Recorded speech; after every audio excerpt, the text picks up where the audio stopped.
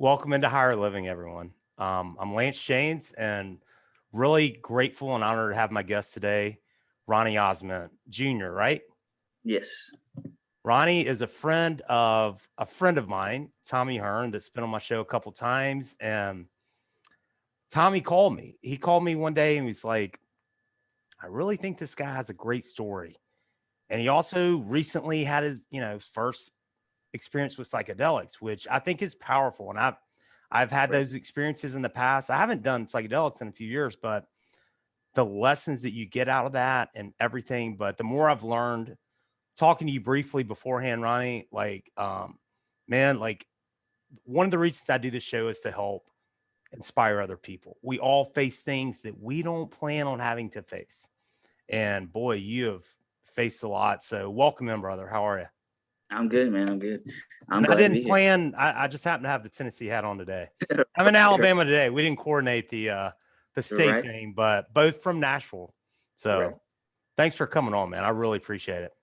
All right. Yeah, I'm glad to be here. I'm excited, dude. It's a psychedelics was definitely like an eye opening for me, dude. I mean, here's the thing. I've only done it twice, but it's Yeah. like the eye opening experience with it was just incredible. And like you said, man, I mean, having somebody that like, man, I was lucky enough to do it for the first time with somebody that's already done it many, many times before, you know what I mean? So it wasn't like two teenagers like trying us out for the first time, you know what I'm saying, and just watch, scary movies or something like that. Get No, my no, no, not scary movies at all. but And it's we're not, it's not, I mean, that's one thing I respect the hell out of psychedelics. right, They have taught me so much, but I've had my best times on them and I've literally been put on the ground. Like I've like seized, blacked out, halfway choked on my vomit. Like but every time there was a message. right. It's not always that way, but that's the thing. Like once you do it, it's so important to be in the right setting with the right people because Right. once you swallow the shit, Yeah, hey, it's your on. hands are off the wheel, man. It's it's a buckle up experience. Like, here's Yeah. the thing. Me, the first time, man, I was like, dude, I want to go on a journey. You know what I mean? I was determined that, like, we're gonna go in it for sure this time. You know what I mean? Like, we're gonna do it. We're gonna do it. And man, it's like, dude, I liked outside. You know what I mean? Like, everything was just I feel like that because of phones and TV and everything else, like, man, we're always looking down or we're looking at a screen or something like that. And it's like, dude, you know what I'm saying? Like, so many times you'll take a picture of the night sky, but it's like, dude, the sky looks awesome every, you know what I mean? We just not aren't paying attention to it. And I feel like on acid, it's like, dude, I was literally interested in everything. So it's like, dude, I could be looking at Except the, your phone. yeah, except my phone. Hey, I could, man, I could, the times I've done the mushrooms and I acid, was like like, my phone, like I can't deal with it. Like it's too yeah, much. Do you understand yeah. that? Yeah, 100%. Like, look, man, my phone unlocks because of my fingerprint or Yeah. whatnot. So that's as far as I could get on it. And like, I had Instagram already pulled up. So it's like every time that I unlocked it, all I could do was scroll. I couldn't figure out how to do anything else. Like, I had phone calls, I couldn't figure out how to answer it. You know what I mean? Like, I there had was so text messages, but I just couldn't reply. I was just like, and it honestly and this is on mushrooms and acid. It's just like when you look at it, I felt like I was holding something foreign that I shouldn't be yeah. messing with. Like, I felt like an alien. Yeah, almost. Yeah. It's like, feel like you're out of place. You're like, dude, this does not feel like the time period. I feel like that it kind of opens your mind, but it kind of takes you back to your kind of I don't know, man, maybe even back to like your ancestor type stuff. You know what I'm saying? Like, to where the like, for me, man, nature and different things. It was like I was just stuck on everything. Like, dude, if I looked in the sky and I seen planes, it's like, dude, I feel like I had 10 time vision, like just zoomed in on everything. Like, I felt like I could see the window. Like, it wasn't like I could see people in the plane, you know what I mean? But it's like I felt like I could count the windows on the side of the plane as it went by. And like, when I looked at the ground, it's like, man, literally, like, everything was like alive. You know what I'm saying? Like, the grass, like, everything was moving in unison.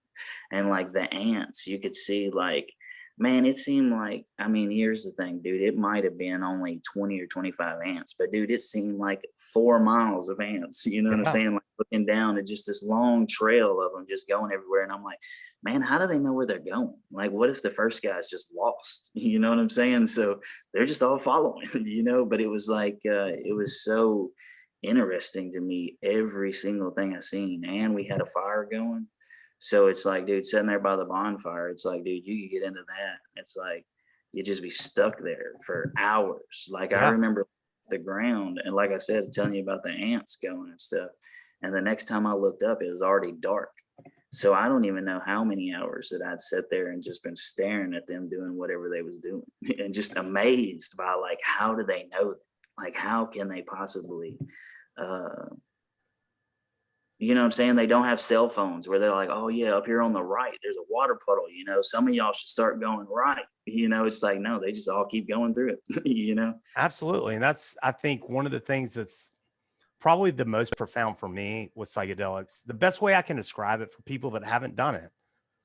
And like I said, I haven't done it in years. I will again at some point, but it's not a bad drug. It's not something you're going to get addicted to or whatever. I do know people that that are just trippers and they just trip and trip and trip, but like you Yeah, can I get don't feel you like can get that. stuck anywhere.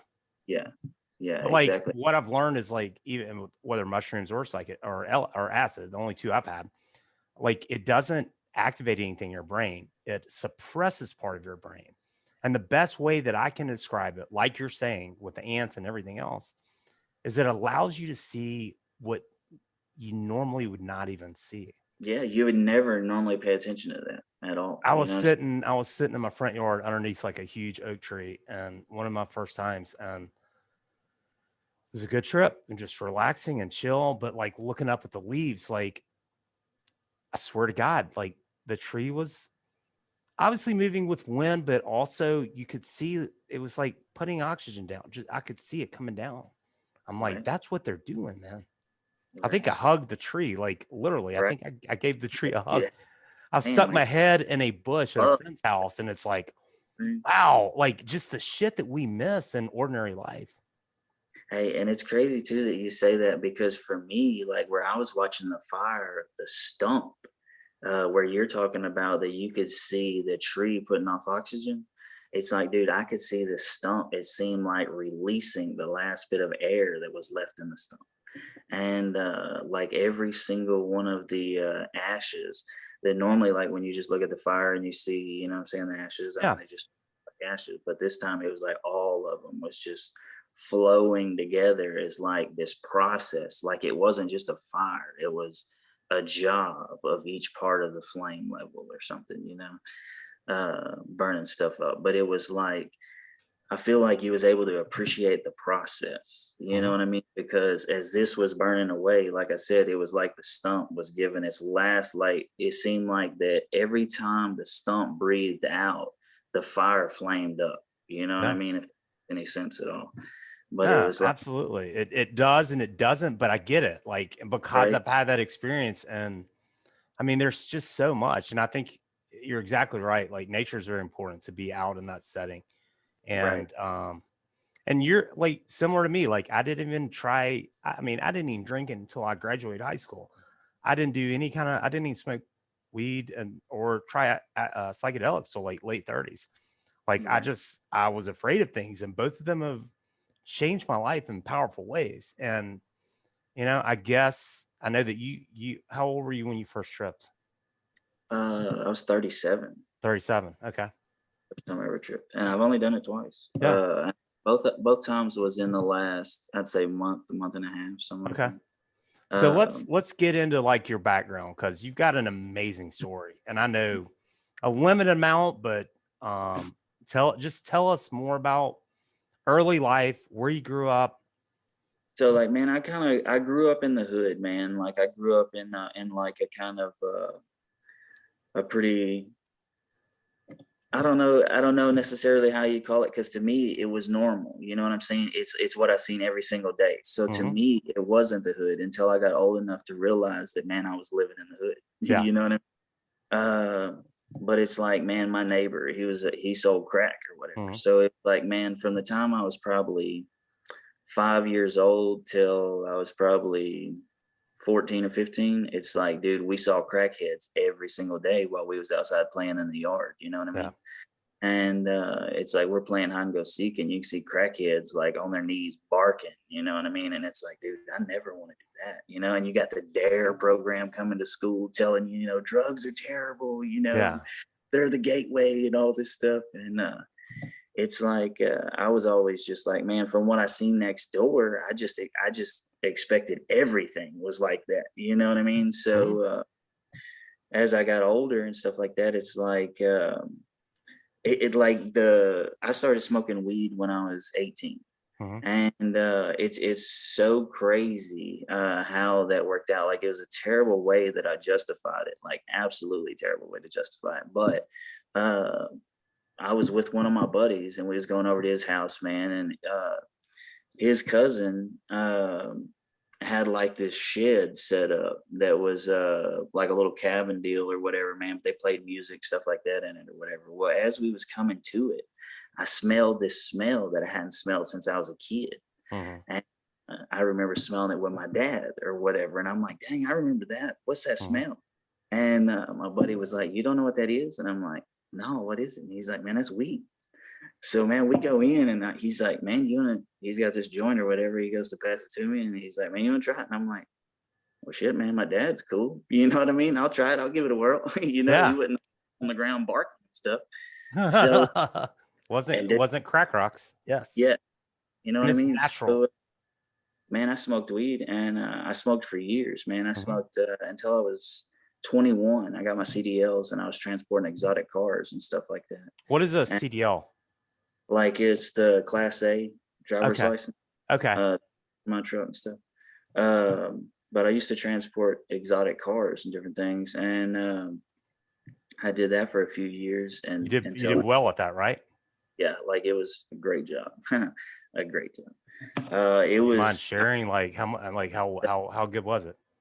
man, I used to like, man, I had in my idea like that if I drove 100 miles an hour, I made a certain amount of money per hour. You know what I Mhm. mean? And it was Yeah. well, so dude, I drove um, way too fast, way too many miles for way Mhm. too many years. Mhm. Uh, but it was a great experience, man. I mean, I literally drove all the lower 48 states.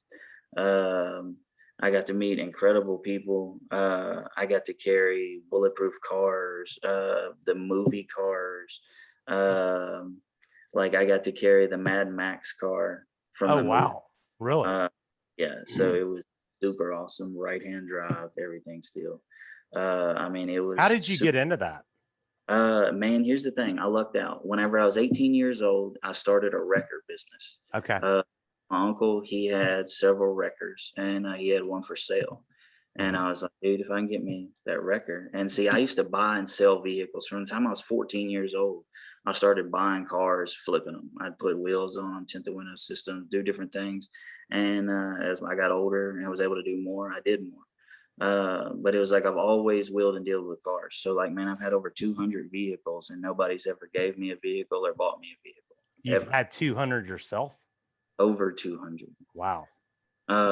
What's the And it's nicest car that you drove or I built? had a twin turbo H2 Hummer Wow. with 22s and 40s. Whenever 22s was the biggest rims you could buy, and Yeah. 40s was mud tire available. Wow. uh, and I had probably 185, 190,000 in that, and that was back in probably '05. Okay. Um, so today, that same vehicle that cost 86,000 to buy it out the dealership then would be over 100,000 now. You know what I mean? A new Yeah. Escalade, 125 grand.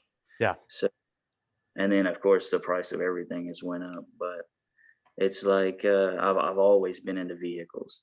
Yeah. So the wrecker business, like my grandfather, he had one whenever he was younger and stuff like that. So it's like I'd heard about it. It was something I knew, and it gave me a way to be around vehicles all the time. Well, then I started making a name for myself, and Jimmy Chambers called me up, and he's like, he had this. awesome Precision Tricks Customs in Pleasant View.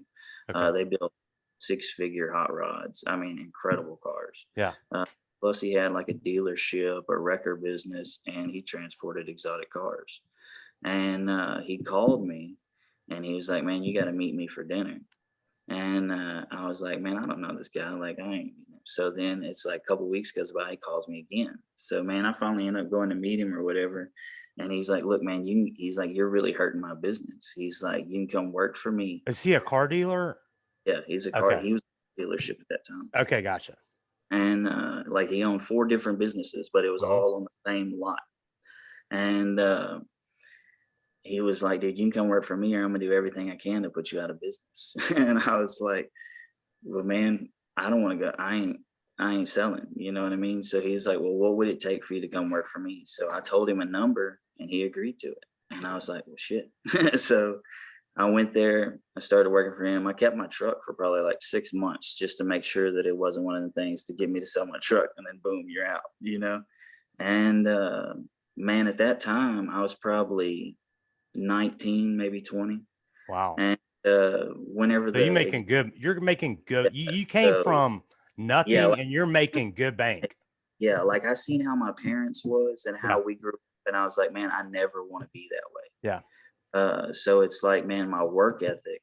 It's like as kids, man, we hauled hay in the summer, every summer. We did firewood in the winter. You know what I mean? Like we was Mhm. always like physically active kids. Like we was always working. You know what I'm saying? Like it was just kind of instilled in us. And it's like, so then as I got older, you know what I'm saying, it just followed through with my passions or whatnot. But Yeah. whenever the exotic cars would get back, man, just for the simple fact that I wanted to drive them. And see, I used to go to car shows, stuff like that. So I Mhm. was always strapping my own vehicles down, stuff like that. So it's like, man, I knew, you know what I'm saying? It wasn't like I was just some young guy like, "Hey, man, Yeah. let me go and start moving this You've been doing 250,000." this since you're You know young what I mean? teenager. Yeah. And like, man, my grandfather had me on everything when I was a kid. Like, man, bulldozers, bobcats. Like, man, I was running equipment that it's like, man, I don't even like. I wouldn't have trusted myself on that. And you pictures and stuff like that, and you're like, man, I'm 9. You Yeah. know, that's exposure. I could have ran through the house and before you got on there. You know what I mean? To stop, but I didn't. I mean, I guess that whatever they had told me, I was listening to. But So what kind of money were you making early on? Like, Uh, you don't have to I be would specific, say but in the record business, to begin with, man, it was a real struggle at 18 trying to yeah. start record business. And Mhm. what happened for me is, man, I happened to be out on Nolensville Road, Mhm. and there's a car lot there that gave me a break. Um, and it turns out that whenever I started doing good for him, he had 5 brother-in-laws that also had dealerships on there. So it turned into like to begin with, like really struggling because man, back then at 18 years old, they was charging me $1,800 a month for insurance Mhm. to carry $1 million commercial insurance or whatnot, Yeah. which was crazy because my record note was $300 a month. You know what I mean? So it's like you're paying 5 times the amount for just your insurance. Yeah.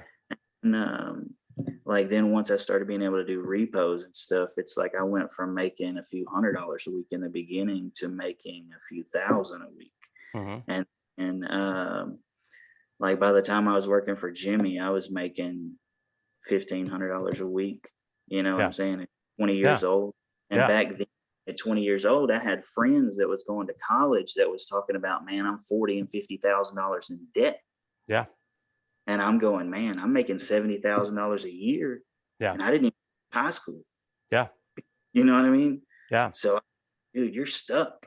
Yeah. And um, it's like then whenever the exotic vehicles goes to get back, when I was driving for Jimmy, whenever like, you know, because he had several trucks and trailers going, you know, and it was like, man, I'd always go move the vehicles on my off time when I Mhm. got off. So I wasn't even getting paid for it, but I just wanted to drive the vehicles.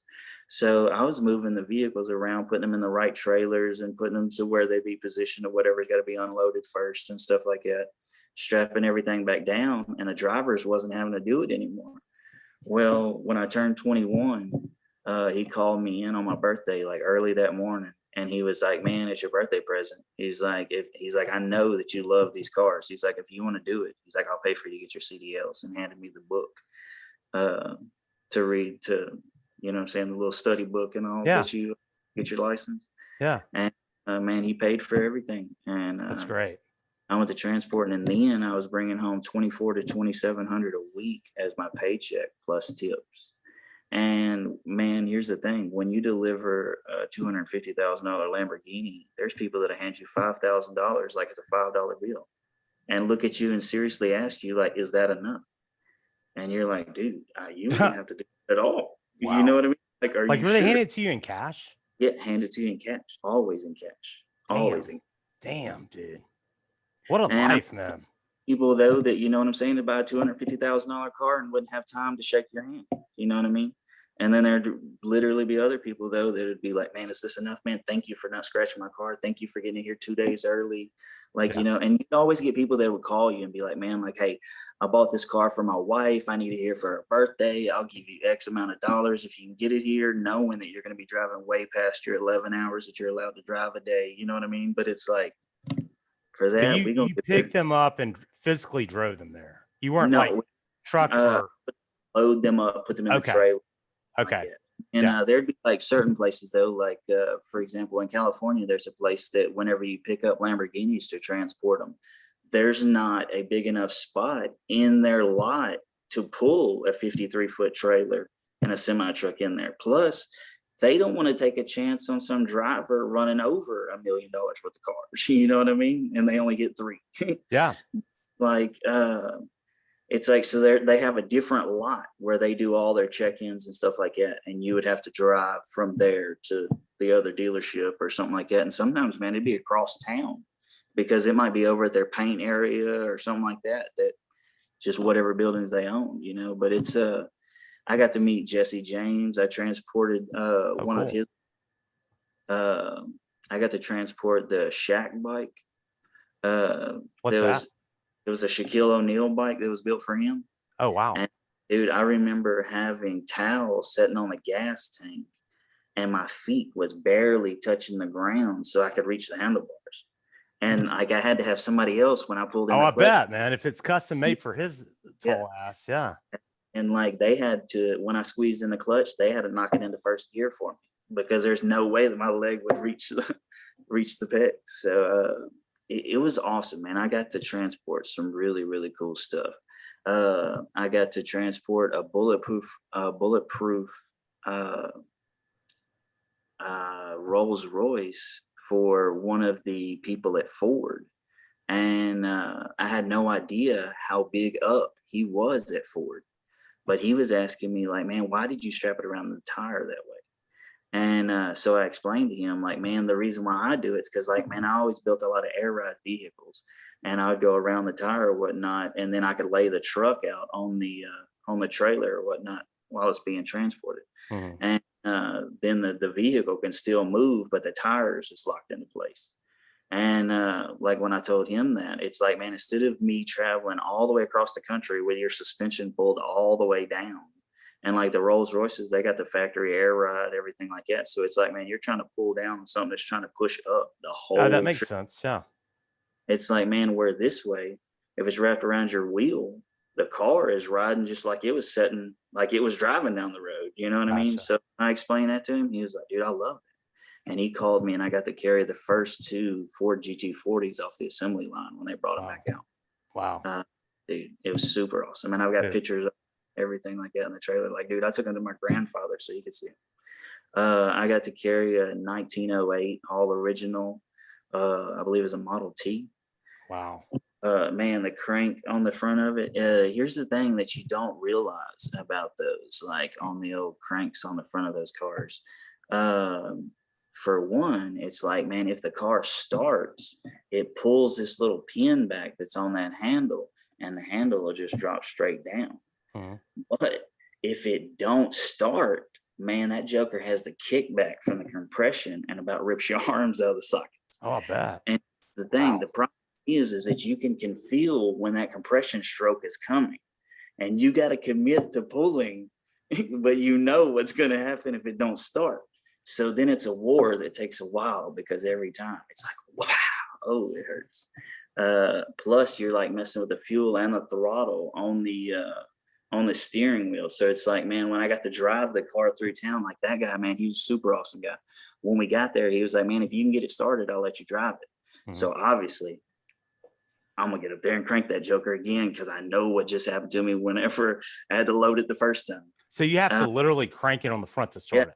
like you got to crank it to I mean, start. that's like shit I've seen in old movies, but Yeah, not ever dealt with. like, and until you've done it, like, and when you watch the old movies, man, you watch them and they grab it and it seems like they just flip it so easy. And it probably was easy back then when that car was new.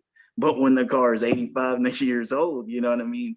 Yeah. Man, hey, and it was, I'm talking about here's the thing, the guy that whenever I first loaded it up to bring it to the other guy, he was telling me, like, you know what I'm saying, explaining, like, when you can feel that compression is getting there. And I mean, you feel it getting hard. And I mean, you got to give it that last good yank to get it to start.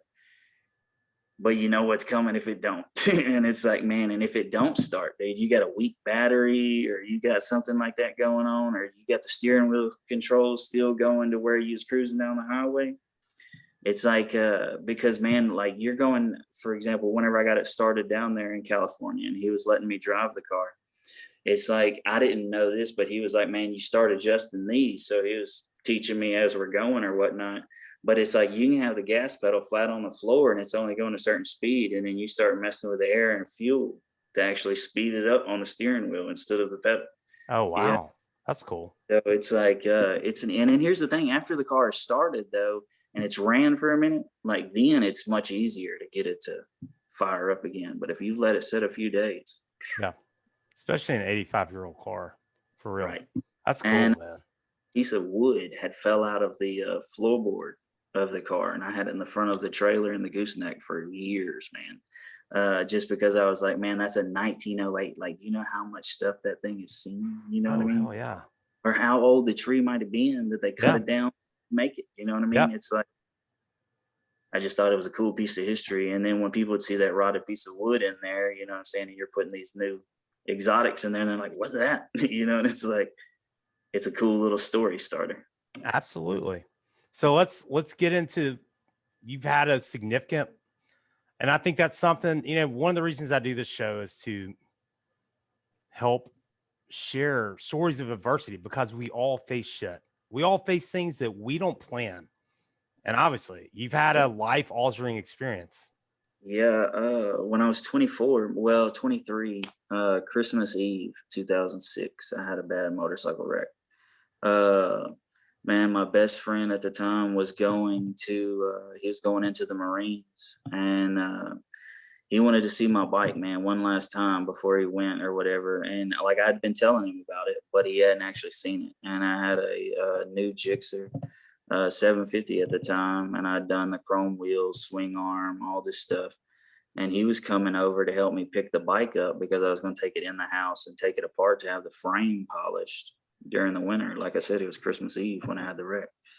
And he was like, man, well, let me ride it real quick. So then I let him ride down to the road at the end of the road. He wasn't very good at riding. So when he gets back, man, I get on there and start cutting up like I always have. And like, dude, I've rode a bike like everybody in my family rides. So it's like, man, I started riding. Well, I mean, dude, I came home from the hospital between my mom and dad on my dad's like Suzuki 500. Like whenever they was only 18. Wow, that's cool. So, and it's like, dude, from the time I was itty bitty, man, they had me laid on the gas tank. You know what I mean? You'd be stretched out. And so it's like, and dude, my grandmother, she's 80, I think 81, they said this year. And dude, she still got a Harley Sportster she rides. That's cool. That's awesome. Yeah, my My grandfather's dad got had a Heritage Softail for a while. right. Yeah. My dad rides, my uncles, my aunts, you know what I mean? Like everybody rides. It's in their So this blood. for me, yeah, riding a bike was just as normal as going hunting or fishing or Yeah. you know what I mean, whatever your family did, you know. And it was So your friend came back. yeah, he came back, he wanted to see the bike, you know. So I let him ride down to the end of the street. And where I lived at, there was a field right behind my house that you could see all the way to the stop sign, and it's a T intersection. Mhm. And at that T intersection, it's a rock wall with a field up higher. Mhm. Um, and then I let him ride down to the stop sign or whatnot. He turns around, comes back. Well, I get on the bike. I'm cutting up, rolling burnouts, wheelies, just acting a fool. And at the last minute, I tell him, "Give me the helmet." When I pull up beside him, I put the helmet. I put the helmet on, I go down the hill, turn around, come back up on the wheelie.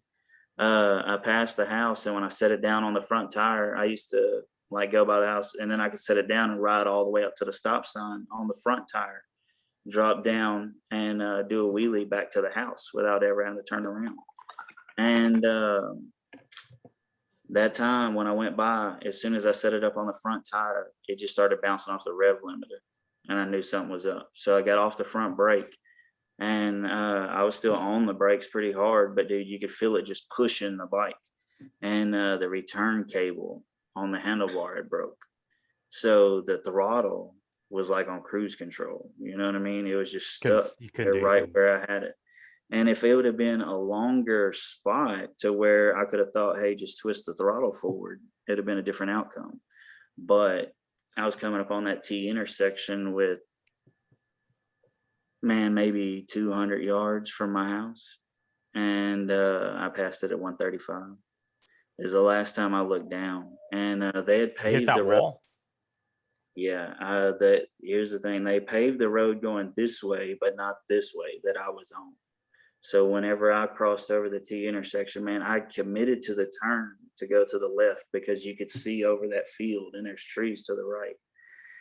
So I committed to the turn. I leaned as hard as I could, grabbed a handful of throttle to just try to power through the turn. And when it hit the lip of that pavement, I felt the shock bottom out, and I knew I was fucked. The bike high sided, and I knew that as it was flipping, I needed to get away from it because I didn't want to get hit with the bike. And I didn't let go in time. Like I went across the road fast enough that the pavement ate a hole through my shoe and through my sock, but didn't actually touch my foot. It ate my belt loop off. I had a leather Abercrombie belt, and it had the silk lining on it that said the Yeah. sock. It ate the leather all the way through, but not that silk lining, and it never even put a cherry on my side. Um, I went across the ground, and I mean, I was literally close enough to eat my clothes off without touching me. Going across there, and when I seen the grass, I knew what was coming. I closed my eyes and was like, "Fuck!" I just closed my eyes, and when I hit hard enough that it opened my eyes for me. And here came that bike right in the chest, boom, and it kind of like popped me like a zit, man, between the that rock wall and the bike. And I went. There's a sign that has two posts up, and it's like you got to turn left or right. You know what I'm saying? Right above that rock wall. I went over that sign. I landed out in the field far enough that the helicopter landed between me and the street. But as I was falling, I stuck my hands out to catch myself. And I guess my back had already been broken when I hit the wall. And so I wasn't in control of my feet. And when I landed, I thought I was laying on rocks, but I was actually laying on my feet. I was folded in half at my chest. Oh my God, dude. Your feet were behind Back. you? Yeah, my feet were behind me under my head, and I thought it was rocks that I was laying on. So, man, I broke 8 ribs in 21 places and 8 fractures on top of that. I broke my right shoulder blade into 4 separate pieces with an 1.5 inch gap between the bones. Broke my left arm from my wrist to my elbow, both bones. Crushed my pelvis. I punctured 2 holes in my right lung. Then they put a 3rd hole in it with a chest tube. And like, dude, the chest tube, I felt all that. Like I was laying in the field when they put that joker in. That was probably the most painful thing I've ever experienced in my life. It was a pretty serious impact, man. They like I knew I was messed up by the way people was looking at me. Like I kept trying to set up, but I couldn't go anywhere. And like, it's crazy because when it first happened, I set up and I seen my buddy running down the street towards me. Well, then I fell back down. When I fell back down is when I was trying to grab the grass to try to like pull myself up. And I couldn't go anywhere. And like people that was stopping by or starting like as the crowd started coming around, it's like the people was looking at me, but nobody would touch me. And that's when I knew like I was super jacked up. Cause it's like, dude, I could just see everybody's face. And it got to the point to where like you could ask me stuff and I was awake. Like I could hear what you was asking me, but I couldn't answer it because my lungs was so full of blood or whatever that like I couldn't say words. Like it was super short breaths. Like whenever a newborn baby comes out, they smack it on the butt, it breathes 800 milliliters of air. When I got to the hospital, I could breathe 300 milliliters of air. And I'm not brain dead. And dude, it took over an hour before the ambulance got there. Because my buddy, he didn't know my address. Like there was no cross street name to that dead end. And or this whatever. is before they could just track your cell phone. Yeah, and we didn't have smartphones. Yeah. I was like, so, and if we, it's like, it was definitely a different time, man. He was trying to explain to him how to get there. They finally got there, whatnot. And it just turned out to be like the right people at the right time, man. Like one of the one of the paramedics that was on the ambulance was actually the son of one of the ladies that works with my mom. So like I had known him growing up or whatnot, like seen him a few times. And it just happened to be that when he pulled up, man, he knew it was me. And like he just kept working, and like, dude, man, they said I died like 7 times. And wow. I'm amazed that you remember all these details. It's like because a lot of people, when shit like that happens, like you just shut down and you're there, but you're not there. And I can't fathom them. Yeah, it's super crazy, man. Like I died in front of my dad and my ex-wife. Like for me, what happened is like we got to the hospital, like all right, let me explain getting to the hospital. I kept telling him I didn't want to fly. Like I was scared to death of flying. And the dude was like, look, man, if you don't fly, you're going to fucking die. Yeah. And exactly what he told me. So I'm like, all right. So they take me, put me in the helicopter, and they've got your head facing the back of the pilots. You know what I mean? So like the pilot would be this way. You know what I mean? And so as soon as the helicopter goes up and starts rolling out to turn, I'm like, oh shit, we're going to crash is like what I thought. Boom, I'm out. So the next time I wake up, I'm at the hospital. My dad and my ex-wife are standing right beside me, right beside the bed. For me, I set up and I thought it was a doctor standing right beside my ex-wife that just reached over, grabbed my chest, pushed me down. The next time they like just grab my chest, set me back down onto the bed or whatever. The next time I wake up, man, I'm like, I got tubes down my throat. I've got fucking, my arms are all strapped down, like they're straps across my chest. And I'm like, I'm having a sign language. And my aunt, she was deaf. So like growing up when I was 2 or 3 years old, like I was already doing sign language with my aunt. I hadn't done sign language in probably 20 years at that point. And the first thing that came back to me was to do sign language, to talk, because I had the life support tubes in my throat. And like, I didn't know why I was able to set up last time, but I couldn't set up this time. And up until probably about 5 or 6 years ago, when I talked to this story with my dad said, man, you didn't set up right then. He was like, dude, just the center part of your chest arched up about 10 inches and then you flat. And he said it was just him and my ex-wife that was standing there beside the bed. There was no doctor there. So I don't know who that was in a white jacket. Wow. But you can't tell me they wasn't there because I remember it plain as day. You know what I mean? Do you remember anything about that experience? Like, here's the thing though, man. It's like I didn't go nowhere. Like I didn't go on no journey. Like I said, I never even looked at the face. You didn't like, see the light. Doctor. It was just a white, like it just was like a white jacket or something that I thought. It was I didn't go on no journey though. It wasn't no like I don't have no going to heaven light or none of that. But I've heard people that have died and like been able to look down on themselves, in that moment, and like, and then they're back into it. But it's right, different. see, it's like, yeah, I definitely didn't look down at myself. But like I said, though, man, I do feel like that when I set up in that field, and when I set up to look at my dad and my ex-wife at that time, I must have been dead. You know what I mean? Yeah. Uh, there too. So it's like, I'm just super thankful to be alive, man. For one, like it's so. I know that like being paralyzed and stuff like that. I mean, I broke my spine in 10 places, and I crushed 3 vertebrae. So I broke T1 through T10, where I was folded in half backwards, and 5, 6, and 7 got the worst 3. So now they've got 2 10-inch rods with 8 screws that hold my back together. Um, but it's And like how did you handle that? Because like look, like, I mean, for there's me, a man, lot of adversity in life, but like, shit, I can here's walk, man. like with my childhood growing up, like my mindset and everything like that. Like I knew that I could beat this. Like I just had in my mind that like I can beat this too. And like, man, there was 4 surgeons that came in that had done surgery on me or whatnot, and they do this test with needles, and they start sticking them in your, sticking them in your legs, sticking them in your feet, your toes, like all different kind of things, working up to see when you start feeling it.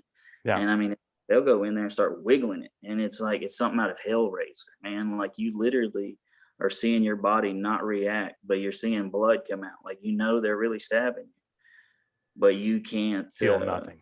Yeah, and you're just like, man, this ain't me. It was like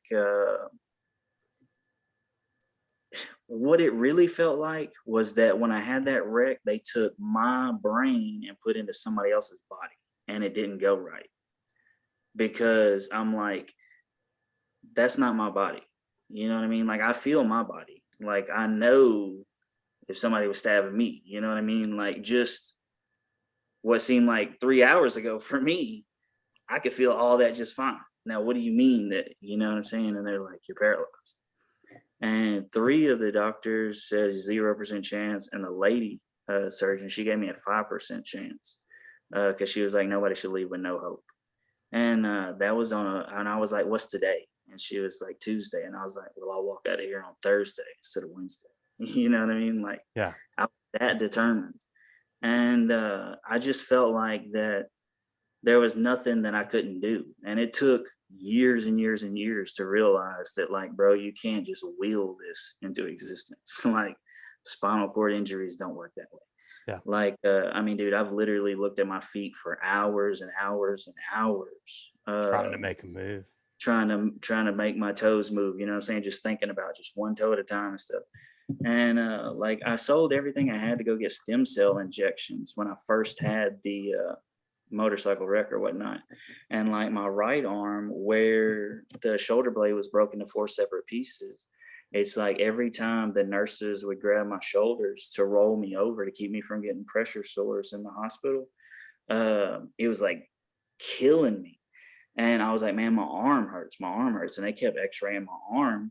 And I was like, man, your arm is fine. Well, they finally x-rayed my shoulder blade and realized that the shoulder blade, every time they was moving it, it was cutting the nerves that Oh, goes, gotcha. Yeah. because the nerves that runs your arms comes off your spine, is protected by your shoulder blade, and then runs onto the inside of your arm down here. So it had my arm drawed up, like it felt like a screwdriver in my armpit, just twisting all the time. And like, dude, it just couldn't be twisted any better.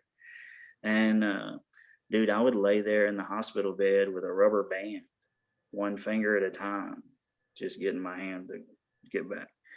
And I mean, it took months and months to do that. You know what I mean? How Uh, was like just the mental part of that? Because I can't I mean, just it's to like realize like, fuck, I can't walk. Like I don't even know what that would be like. it's like it's like something that you don't know you take for granted. You know what I mean? Yeah. Like you don't even realize just all the stuff that comes along with it. That is not something. it's a crazy deal, man. I can tell you a story that like literally 2 to 3 days before my wreck. Like man, I'm always paying attention to stuff going on around me and stuff like that. And like when I was transporting cars, it's like always carrying a lot of money on me, stuff like that. It's like, man, I'm always paying attention to who's in cars and parking lots. Like I'm paying attention to what's going on around me. And me, my ex-wife, and our two friends had went to go eat at Chili's. And I kept seeing that people was looking at somebody around the corner from me. So man, I leaned back and kind of was able to get a view, and it was a guy that was in a wheelchair, and somebody was having to feed him. And dude, when I went home that night, I literally prayed to God, please don't ever let me be in a wheelchair. And it was like 2 days later, I was paralyzed. Wow. And I was like, what the world? Wow. But in a way, though, man, it definitely let me know that God heard my prayers. Yeah. Dude, there's no way other than to be like, please don't let me get paralyzed. And you get paralyzed to be like, I know you was listening. I mean, you kind of got the story crossed, but Yeah. he's like, I got my own story for you. But How have you rebuilt from that? man, it's you find out who your real friends are. Like I used to have so many contacts where doing wheeling, dealing, and trading and stuff like that, and so many people that I thought was friends that would be at my house just about every day till 9:30, 10, 11 o'clock at night, 7 days a week. And as soon as my wreck happened, slowly but surely started dropping off. Wouldn't answer the phone, would call back 2 or 3 days later, don't show up anymore. Your friends on Facebook, but you used to be friends actually in the pictures. Yeah. You know what I mean? And it's like, man, you really find out who was there because you could do something for them, and how many people was in your life because they wanted to be there. You know what I mean? And dude, I was super young too. Like, I mean, I got married when I was 21. But I mean, we got together when I was 18, and then having the wreck at 23. It's like, I mean, that was too much on a young couple as it was. And then it wasn't the best of relationship or nothing like that. You know what I mean? So I held on to it for years, but it was toxic. You know what I mean? And like, that was a big mental deal. Like, I felt like that in my mind, because of the way, like you was talking about how I dealt with the wreck or whatever. It's like, man, in my mind, I thought the dude, if she leaves, like, man, nobody's gonna love me. Yeah. Like nobody is You're gonna alone. like this guy in a wheelchair, because the walking Ronnie could do everything for you. Now this guy can't change a freaking light bulb for you. You know what I mean? Like that's how it was in my mind. I just felt like that if she leaves, like I'm done. And Yeah. then in my decision to end it, just to be like, man, it's better to just be away from the toxicity than to because man, at that point we was just bringing each other down. You know Yeah. what I mean? Like it wasn't. I didn't wish any ill will on her. And dude, I'm going through a ton of crap, trying to deal with the paralysis, everything like that. She's having to go through a lot with being in somebody with a relationship. So it's like neither one of us had anybody to really give us the understanding to be like, this is what to expect in a relationship that goes like this, or this is what you do that could make that better. You know, we was young, you know, so Whether I you're mean, young or not, like until it happens, nobody knows. yeah, exactly. And it's like, and it's with that with so many things, you know what I mean? Like everybody's got an opinion of what you should do or how to do it, but they don't even listen to their own advice, you know? And it's like, yeah, man, that sounds good in theory, but that ain't how it's really gonna work, you Yeah. know? So Uh like how did you rebuild from that point? You left that like relationship. But like, after man, getting that's you got it. You're a strong person, man. There's no doubt the about it. getting out of the relationship was my biggest move forward after my wreck, on getting to really know myself, my own limitations, just how far I was willing to push my body to try to overcome this, you know what I mean? And to try to keep going, be fully independent, everything like that, you know? Um, What kept and you going? Because you were, I was, mean, you and I lose that know this is relationship, crazy, you but, lose your and walking. Yeah. What kept you going? it's like,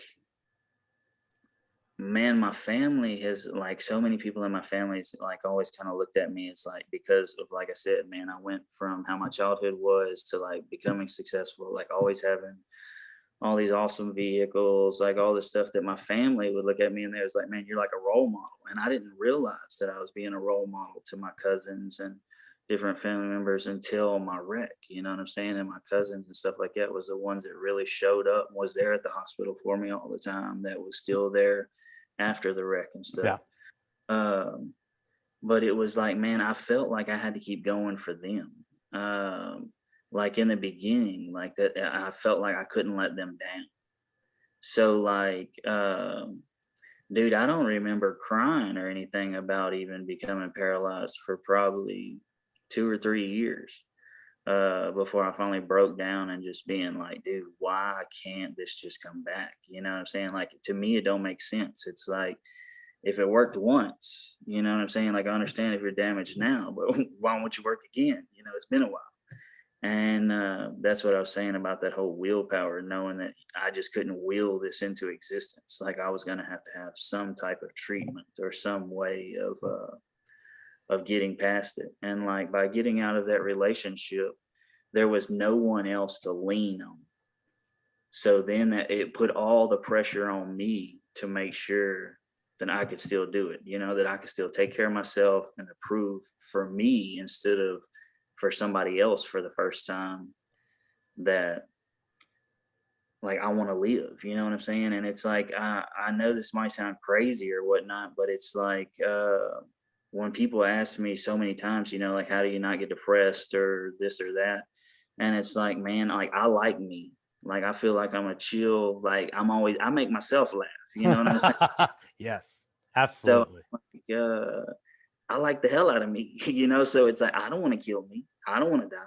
And I know that, like, no matter how bad today is or what I might be going through today, it's like, as long as there's a tomorrow, I have that opportunity again to make it better. So it's like, dude, I might not be able to walk today, but there might be that opportunity tomorrow. You know what I mean? And it's like, so if there's always an opportunity for tomorrow, like, I want to be there for it. Yeah. And I've just never, I've never been interested in trying to hurt myself or anything like that. And I feel like that positive mindset, like ever since I was young, is what's kept me like mentally strong from that perspective or whatnot. But and I kind of grew up with that whole mentality of like, if you say I can't do it, like, get out the camera because I'm gonna make sure that you, you know what I'm saying, that you see it. Yeah. I might not do it once, but I'm gonna do it to show you it That can be chip done. on your shoulder. Yeah. And it's like, so I just felt like this was almost like another one of those notches to knock off. You know what I mean? That it was like, well, this is paralysis, man, and not many people beat this, but I got it. You know Yeah. what I mean? Like, somehow I got the magic combination, and I mean, I haven't got up and walked yet, but it's like I said, man. As long as there's a tomorrow, I'm still positive and hopeful.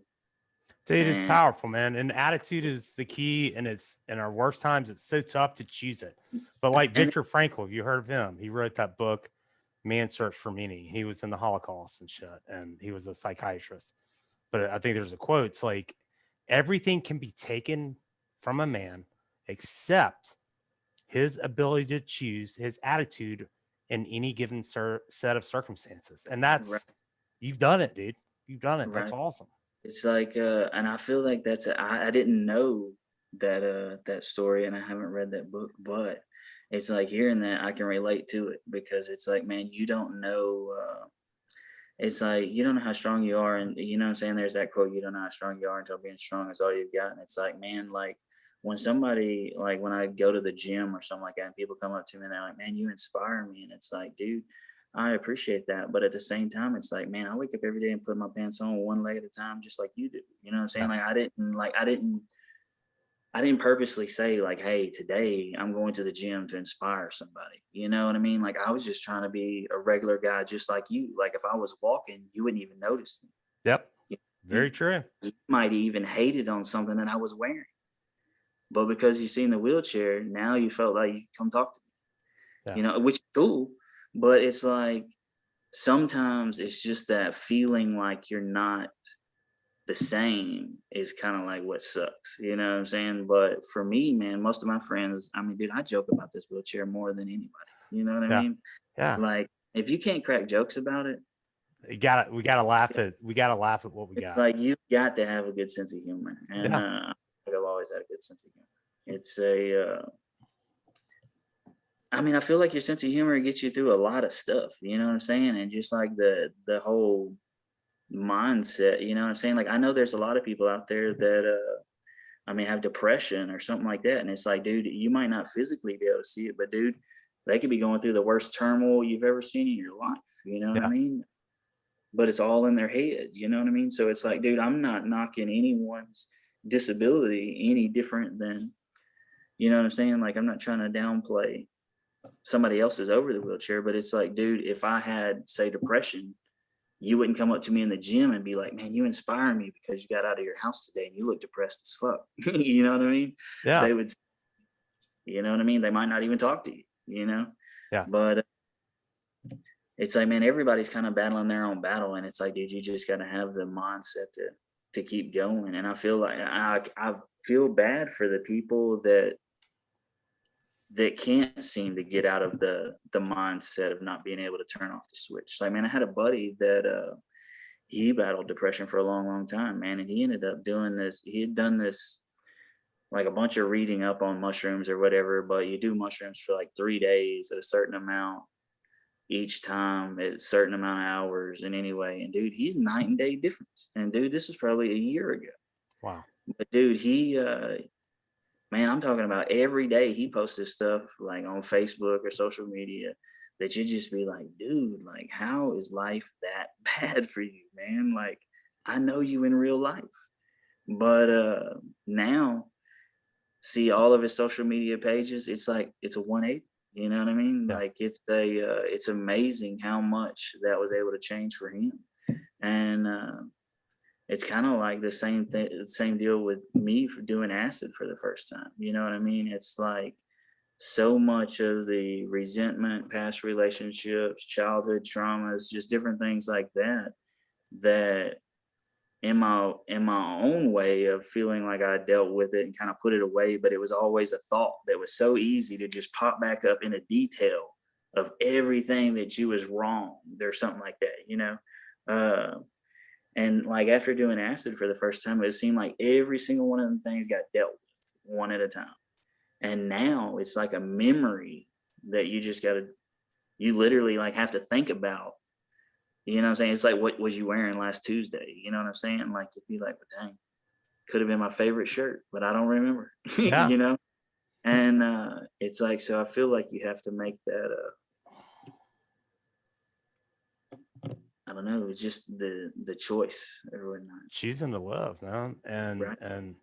dude, like to be in your spot and to have gone through what you've been through and lost what you've lost, like you still seem like a grateful person. How has gratitude helped you? Man, Like you're grateful. I'm super grateful, man. Like, dude, I love seeing my friends succeed. I love seeing strangers succeed. Like, man, I love seeing everybody succeed. Yeah. And it's like, man, I am extremely grateful for the people that's in my life. Like my circle is way, way smaller, but my Yeah. circle is a million times better.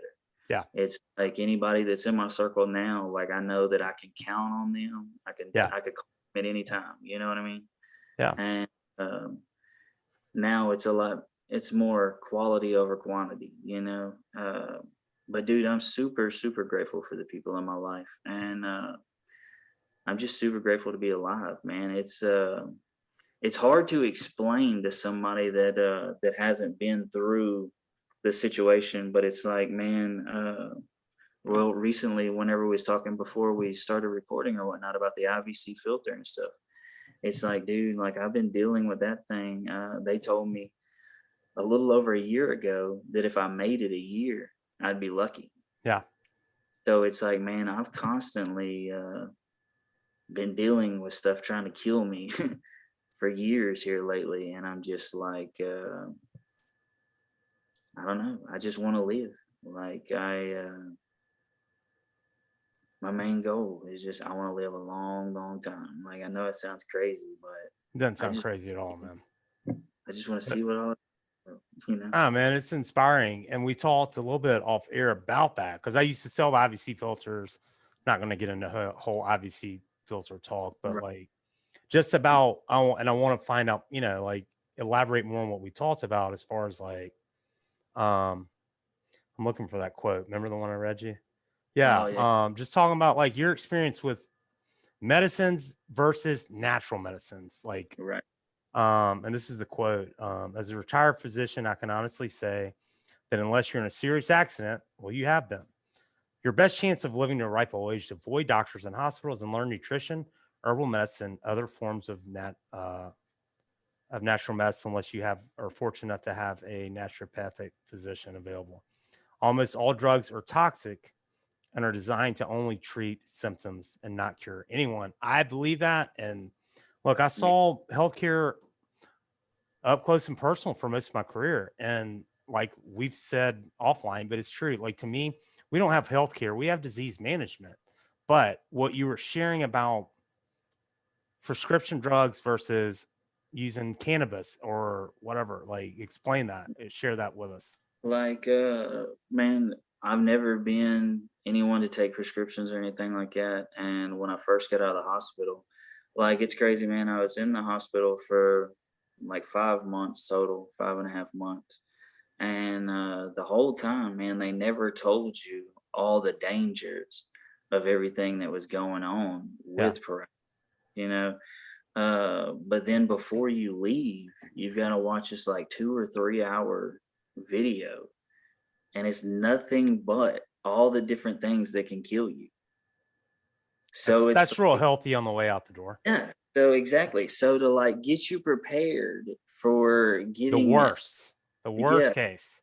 yeah, it's like your whole well, you feel like you're on this positive note on finally going home because you feel like that if you leave the hospital, well, if I'm well enough to leave the hospital, then I've got to be progressing. So if I'm progressing, then I'm still getting better and I'm gonna get up and go again, you Yeah. know? And then right before you leave, you find out, oh, well, technically you're not really progressing. We've just done all we can do, and we need you to know all the shit that can kill you. You know, and it's just like that was the hardest part is like realizing that like it's called autonomic dysreflexia. And it's like, man, if there's something under me, you know what I mean, that it can like it's pretty much sending like the nerve trigger telling you that hey, you should move. There's something under you, or something's poking you, or something's bothering you. Something could harm you, you wouldn't Move. even know.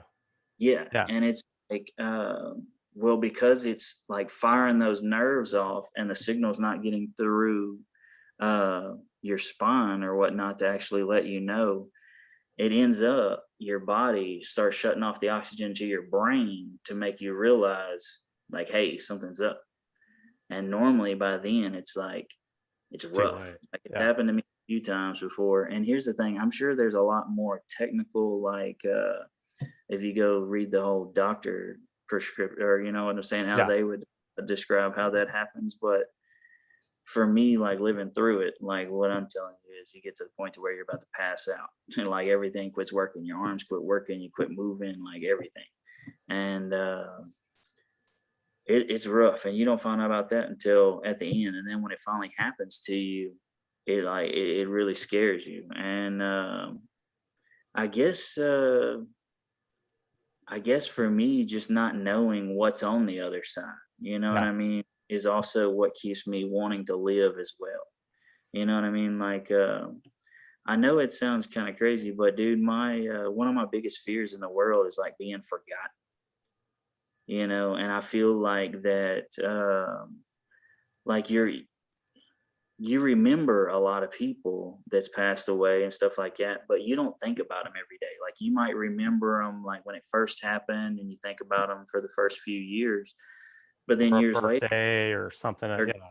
Yeah. you know, Yeah. and unless something comes up to make you think about that specific person, because it's like, man, just think about all the people that you went to high school with that nothing happened to, but it's like, how many of them do you actually remember? Like you might be friends with 150 of them that you went to school, but it was 350 in your class. You know what I mean? So it's like, what about the other 200? Like, unless somebody actually taps you on the shoulder and was like, "Hey, do you remember me?" You might not ever think about me. And my biggest fear has always been like being forgotten. So like ever since I was a kid, I was like, man, I want to do something that like leaves a mark. You know what I mean? Like for good. You know what I mean? That's one of them things that can It's going to be, outlive you. yeah, that could be, for years and years and years. People would look up to it and be like, man, that's awesome that happened, or that was a great role model, a great example, or something. Like I don't know what it would be, but I just know that I don't want to be just a footnote, you know what I mean, in somebody's yearbook. Yeah. It's like want to I want to leave a mark bigger than that. And I don't know exactly how that's going to be, or what that might all entail, but it's like I feel like I've already done several things that would kind of lead to that, like I was the first person on this side of the planet to get stem cell injections for a spinal cord injury. Um, Wow. Actually get them on this side of the planet. Like I got them done in Costa Rica, and at that time they wasn't even doing them for spinal cord injuries. And I was like, man, if you just give me the opportunity, I was like, I'll work my butt off Uh-huh. to make it happen. You know what I mean? And like I said, this arm was all drawn in and everything like that. And it was like the second or third day that they'd gave me the stem cell injections, I was able to open my hand enough that I was able to start grabbing a salt and pepper shaker. So from that point on, everything got salt and pepper. But anything that I could use my hands with, I was trying to figure out what to do to grab that, to be able to make the hand work. And then, like I said, man, I'd sit there for hours with rubber bands, just one finger at a time, trying to pin them back. And like I said, man, my arm was all drawn in. So I'd set the hospital bed up as far as I could. Like they had gave me one like at my house or whatnot. Uh-huh. So I could set it up, and I would grab the railing on there and then let the bed back down, to kind of stretch everything back out. And you'd hear my shoulder and arm popping. It was some nasty sounds, dude. And like, um, I believe in stem cell, and I did sell like amniotic stem cells in my last job that I got whacked from a year ago today. But see I the know that they do a lot of good. yeah, the embryonic cells I've heard has a lot more success because it's cells that they already know what they want to be. Yeah. Uh, I use the umbilical cord cells. Okay. That And it that was was just part of the company. They had that too. But yeah, the amnion and the umbilical both. right. Yeah. But man, it made a huge difference for me, like Good. night and day in my life. So what And about like the medicine too? Like you said, like how you were telling me offline, like how pharmaceuticals were negative, but cannabis and other things are positive. right, like all right, there was 20. Like I used to take 21 pills a day when I first got out of the hospital, and they're like, man, you pretty much like you got to take these, or you're gonna die. Yeah. And man, I was taking all these pills, and it's like I couldn't keep up with what all they were doing. You know Uh-huh. what I mean? Like if I was supposed to take this at a certain time, or if I was supposed to cath at a certain time. So at the end of the day, I was either getting bladder infections because I wasn't cathing enough, or cathing too much, or I wasn't taking all the prescriptions that I was supposed to be taking. So I started taking all my prescriptions all in the morning, just for Uh-huh. the whole day, all at one time, and then not taking any more until the next day. And man, I got to the point to where I'd ran of out of one of the prescriptions, man, and I became like a super jerk, like to the point that where I realized I was being a jerk, and it takes being a big jerk to realize you're being a jerk. Yeah. And like I just knew that like for the first time, it was like, dude, I didn't like myself, and I didn't want to hear my own voice to answer somebody's question whenever they asked me something. Like I'd literally think of ways to answer your question to make you have to fight to keep a conversation going. Like you'd have Yeah. to work, you know. And I just knew that that wasn't myself. And I was like, man, if this is changing me this much, that if running out of a prescription can change me in 2 or 3 days, you know what I'm saying, this Yeah. much, dude, I don't want to do this the rest of my life. Like, because obviously I'm already becoming somebody that I'm not. Yeah. And man, I quit taking everything. And like I said, man, I used to smoke cannabis from the time I was 18 till I was probably 20 or 21. Hmm. And like I quit when I got my CDLs. And like, man, my buddy, I was over at his house one night. He just kept offering me the blunt after I'd quit taking all the prescriptions and everything. And it's like, I was like, man, you know what? Fuck it. And I started smoking with him. And man, man, he burns it down that night, you know. So, man, we're back high. I do, man, super high. So I leave his house and I had a C10 with a big cam in it and everything like that. And it's like, man, it was probably 2 o'clock in the morning, 3 o'clock in the morning. So I wasn't trying to be loud leaving his neighborhood as it was. So when I pull out on the street, I don't realize that I'm just letting the truck pull itself. Like, man, I'm propped up on the door, hand on the wheel, like Yeah. I done paralyzed, you know? Yeah. So letting the truck pull itself right on down the road. And until I get to a hill and I start realizing, like, man, why am I stopping? And then I'm like, oh, you gotta push the gas. Cause in my head, my foot was on the gas the whole time. Yeah. You know? And But it how's was it help? And how's it helped you? it's Like, like, dude, it took all the muscle spasms. Like, dude, I used to get muscle spasms that was so bad that like my feet when I was trying to sleep at night would be jumping and jerking around. That if they hooked the side of the bed, like your mattress or something like that, dude, it literally just chunked me right out on the floor. and this is shit. Like, you can't feel Yeah, any of it. yeah, and it's like, so you wouldn't know that it was going to happen. And it's just like, man, you just wake up slamming into the floor and you're just like, what? You know what I mean? Like, you wake up mad because for one, you feel like somebody snatched you out of bed. You know Sure. what I mean? Because Yeah. you've done that to yourself. Yeah. You know what I mean? And it's like smoking weed, dude, it definitely takes the spasms away, like definitely suppresses them way more. I mean, dude, they used to have me taking baclofen, and which is, I mean, heck, they kept raising it and raising it and raising it. But at one time, man, they had me taking like 7 or 8 baclofen at a time, 3 times a day, just for muscle spasms on top of all the Of other all pills. the other crap. Yeah. Because like I said before I started smoking again, it's like, man, when they had me on the prescriptions, I was trying to find something to make the spasms stop. Yeah. Because, man, I mean, like, just sitting in the chair, like while you're trying to do something, and man, your feet want to keep going, or kicking the table, or you're trying to eat, and knees jumping up, wanting to flip the table up, and it's like, man, all that stuff is stuff that they don't tell you about when you're in the hospital, and they say, oh yeah, you're paralyzed. You know what I mean? You think that, oh, if I can't move it, it ain't gonna move. You know what I mean? You don't think, I oh hadn't yeah, thought it's got. about that. It just does what it wants. Yeah. So it's definitely an eye-opening experience for the whole picture. You know what I mean? Like, there's so much that comes along with it that you never expected or would think that that would be attached to it. You know? Yeah. I believe even in CBDs, like I used to drink every day and it was never horrible, but like it was weed and CBDs that helped me get off of that. And Right.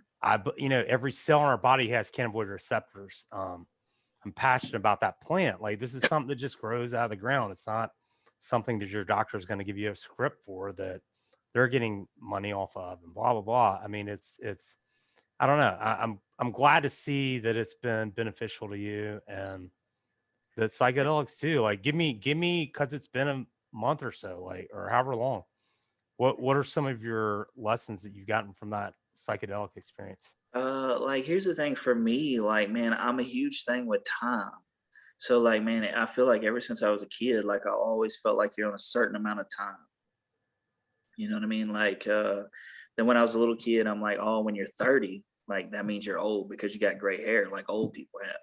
But 30 ain't old. You know what I mean? It's just like in your mind, though. You just it's those preconceived deals or whatever. And then you've heard that like 50 is always the over the hill mark. You know what I mean? So it's like in my mind, I've always seen like all these steps that just lead up to death or whatever.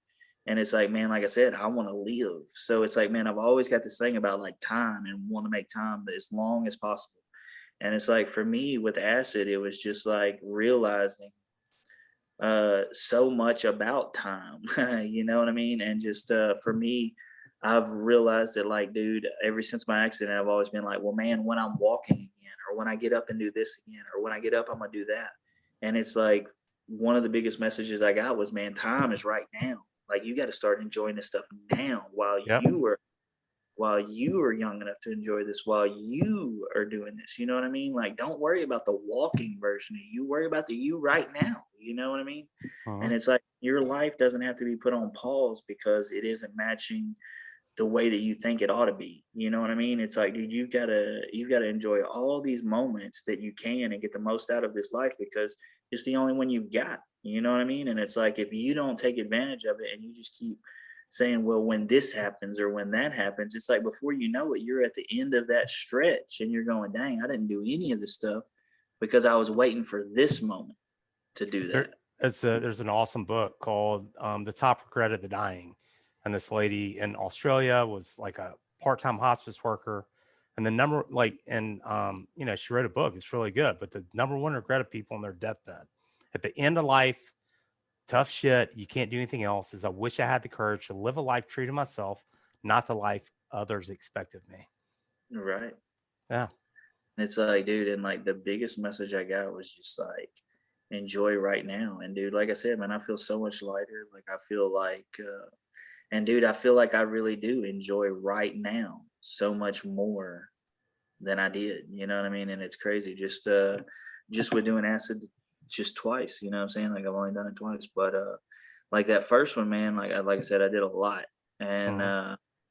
it's like, dude, my legs like literally radiate energy the whole time. So like on that That's whole cool. build up of leading up, man, they're just like literally like vibrating, like they're just ready to take off running. You know what I mean? And it's like, dude, I can feel everything about them because they're, like I said, they're just vibrating. They're all tensed up. It's like you can feel everything, and Yeah. it's a cool experience. That's for sure. Man, Especially, absolutely, dude. It's been something that's like for sure, like changed my life. And like I could go the rest of my life not ever doing it. It's not like there's so many stigmas about it being bad or like it's not addictive at all. In fact, yeah, you can't really do it multiple days in a row or you're not going to trip. yeah, that's what I've heard. That like you couldn't do it multiple days in a row. But dude, here's the thing. I mean, like I said, with knowing how many hours it takes, dude, I don't think I would want to do it daily. You know what I mean? Oh But hell no. No, I've heard about the microdosing and stuff, and I don't have any experience with it, but I've heard good things about that. Like the right, microdose, like of psilocybin or whatever. I don't know how that works or whatever, but I mean, me all of it doesn't take much, but either. um, I do think I mean, these are natural plants that just grow like cannabis. Like you can get seeds and throw them out anywhere and it's going to grow. Doesn't matter Right. the climate or whatever, but like that's God medicine, man. So Right. But yeah, and I'm taking the natural stuff yeah, over the other ways. And I'm just like, man, I mean, I've often wondered, man, like what kind of shape I would be in if I would have stayed with all the prescriptions and all the different things that yeah, was going on. Cause it's like, man, I've met so many of my friends that I used to hang out with that did get addicted to prescriptions and stuff no, like that's that. bad stuff, dude. Especially the Like pain shit, man. I That's see killing people. where they turn and it's like, man, maybe the reason why I I paid attention to myself so much early on, like realizing that I was turning into something that I wasn't, and got off of everything was to keep me from becoming something that I definitely didn't want to be later on. You know what I Yeah, mean? And make it 1,000 times harder to bounce back from. yep. Man, dude, I'm so honestly so grateful and honored. And of all the people I've had on podcasts, like your attitude's amazing, man. I mean, you've lost shit that we all have problems. That's the Right? Yeah. thing. That's the biggest thing. And the biggest problem for humans is we think we should have none of them. But Right. I've lost jobs and gone through ruin and shit, but I can walk, man. Like hearing your story, like I will be grateful for every step I can take, man. But like you're a Man, fighter, man. man, because I'm glad that it kind of like. And here's the thing, man. I know it seems like that like right now while you're thinking about it, it's easy to be like, man, I'll be appreciative of these steps. But it's like, man, it's one of them things that like you literally don't think about it because it's so natural from the time that you're little. You know what I mean? That it's like it's so crazy to wake up one day and be like, you don't feel that at all. You know what I mean? Like you can't move that. And with the stem cell injections, man, being able to feel again, like I haven't been able to walk or nothing like that, but like, man, I can tell sensitivity of hot and cold. I can tell when I need to use the restroom. I can tell when That's I'm good. hungry, whenever I'm full. Like to begin with, it's like when I say there's no feeling, like somebody could bring me a plate when I first had my accident. And I mean, it'd be domed over, Yeah. just a huge plate of food, and I could eat that whole plate and never feel full. And people could also come to my house at, 5, 6 o'clock in the afternoon and be like, man, what'd you eat today? And be like, well, man, I haven't ate since yesterday. Yeah. But I didn't ever feel hungry because I know I what you're talking about. literally could not feel it. Yeah. And now just being able to have those feelings and stuff back, and it's like, man, and I'm so grateful too for man, we did like a car show benefit and stuff like that to help me raise money to be able to go to the Costa Rica the second time. And it's like, man, I mean, if it wasn't for those people helping out, dude, it's like I wouldn't have had that opportunity to get my life back as good as it is right now. You know what I mean? And And keep fighting, dude, man. I believe too that like with stem cell and like you said, like man, I mean, like I man, said, there's crazy shit that's happening. able to do everything, you know what I'm saying? That this Yeah. it's there was a time when like when people don't understand, like this didn't move either. Yeah. And it's like when I see that this has full function, full movement, does whatever I want it to do, it's like, man, it lets me know that if that one part of my body can do it, the rest of my body can too. Yeah. And it's like it's a I mean, I don't know how really to describe it, man. It's just that constant reminder, really. I know it sounds like a cliche, but I mean, it literally is a constant reminder that it's like, yeah, dude, they might not be moving today, but there was a time when this didn't either. You know what I mean? And it's like, so, um, I mean, it's just that reminder and letting you know that, man, things can always get better. You know what I mean? Like always. Dude, your So attitude's amazing, man. It it's like really you is. I feel like what you dwell on too, you know what I mean? Like it's like, dude, you can take and spend 12 hours um, just going crazy in your mind about problems, or you could have spent 4 hours and came up with solutions. You Yeah. know what I mean? So it's like, what do you want to put your time to? You know what I mean? Because they're just like, man, I know that I know certain people that, you know what I'm saying? Like every month they talk about, man, I got to do this to pay my house note. You know what I mean? And it's like, but dude, why are you stressing about it? You know that you got to work those same 40 hours every week, Yeah. get enough money. You know what I'm saying? Like it's nothing new to you. So like, why do you put yourself in the mental stress? You know what I mean? It's just check it off your list. Like I went to work today, done. You know what I mean? Like it's getting One you now at a time, man. like you can't stress about the it's going to take me 30 years to pay this house off. You got to do it one day at If a it's time. not It's like happening now, it's not real. how do you eat an elephant? It's like one bite at a time. It's like Yeah. you can't just swallow it whole. So it's like you just got to realize, man, that there's a lot more stuff out there that you can dwell on and put your time into and energy that can change things pretty fast in your life, really. Like I said, if you just start focusing on the solutions that could fix that problem, or how could you get rid of that issue, you know what I mean, or make it less of a problem, you know what I mean? But so many other people, you know what I mean? It's just like if you keep in that mindset of like, oh, I got a problem. Well, then it's so much easier to keep stacking up problems because now Mhm. you're used to having problems versus being like, how can we get rid of that? You know what I mean? How can we make that issue go? Yeah. And it's I'm just grateful that to be alive and to have the role models and examples that I had in my life growing up. Like my grandfather growing up, he only had one eye. And dude, in my eyes, there was nothing my grandfather couldn't do.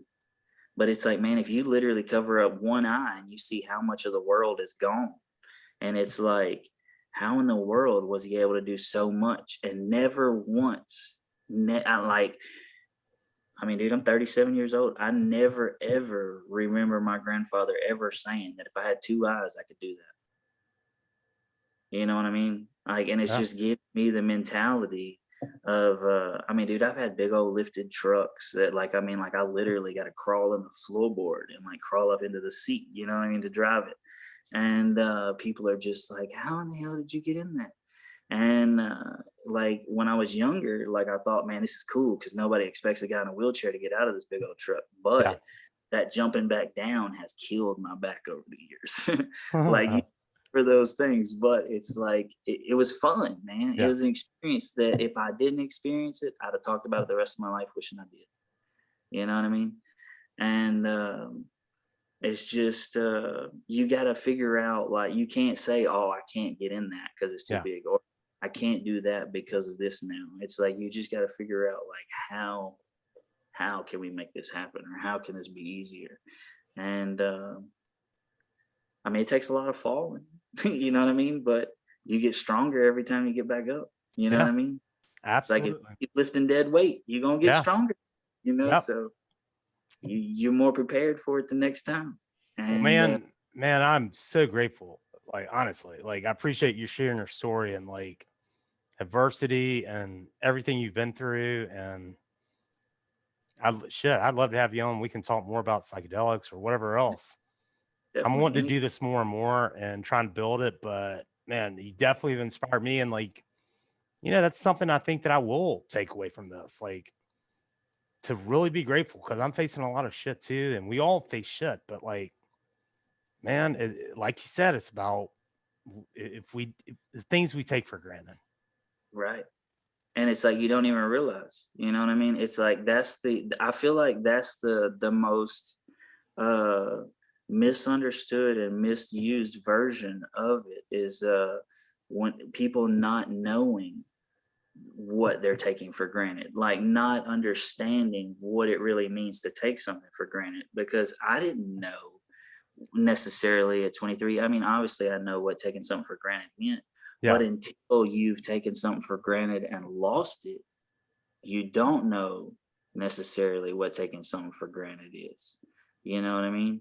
yeah, And um, it's like, so that's a learning experience in itself. You know what I mean? And I wish that we could kind of I wish there was a way to teach more people so that they didn't have to lose something and feel the loss to realize, like, oh man, like there's value to that. Like it's not gratitude, man. It's monetary gratitude, value, but yeah, the gratitude. But like it's gratitude, and that it's so true. I mean, I've learned it, and it's kept me going through tough times. But it's not about what we don't have.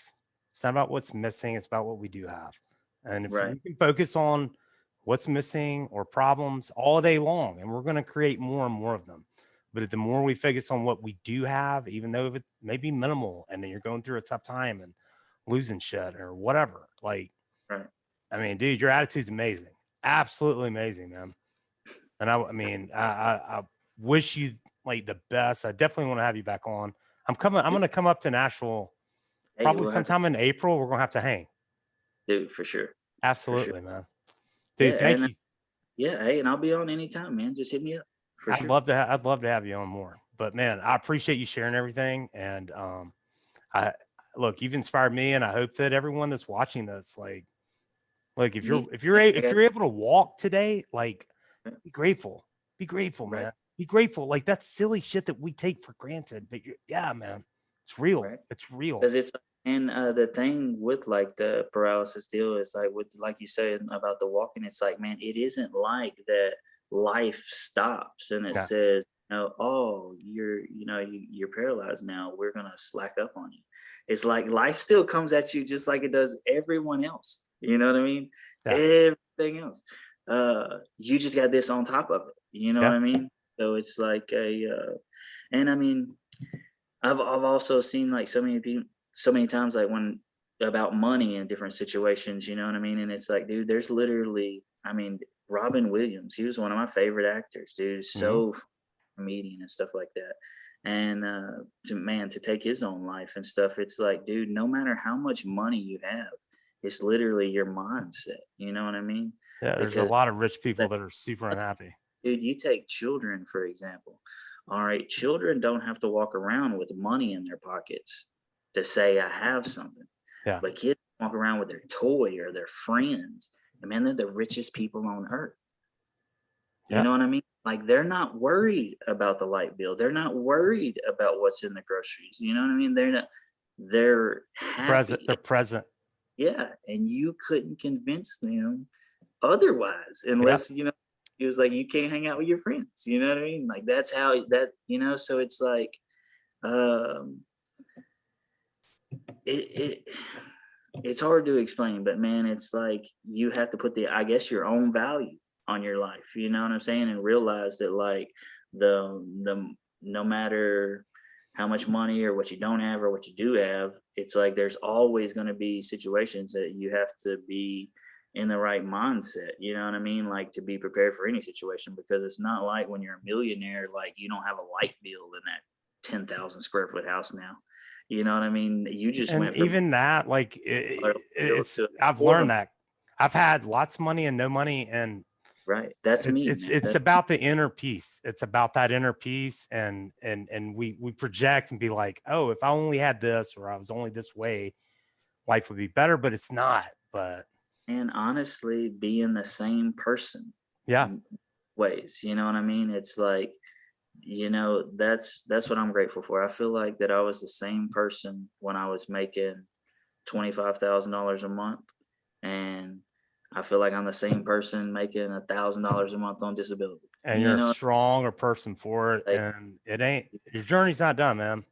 right. I mean, that's Keep how I that feel. attitude, dude. I'm so Always grateful. and there's always a chance. You know what I mean? Like you can always improve it. If you're alive, you can improve it. You know It's what I true. mean? You just That's find a that's that's when the yeah, if you're not, that's where your problems are. right. That's your Dude, biggest it is. I always say with birthdays, like I don't have a problem with birthdays unless I miss one. But You're right. True yeah, story. There, y'all better let me know. yeah, exactly. Dude, thank you so much, man. I'm so No, grateful to have you on. I'll have you back on. We got to hang out in April. I'll be up there soon. But thank you for sharing your time, your story, and man, you've inspired me already, and I can't wait to post this. I'll get it posted in the next couple days. But thanks for being open and honest, man. awesome, man. No problem, dude. You have a good one, man. All right, thanks, brother. Take care. You too.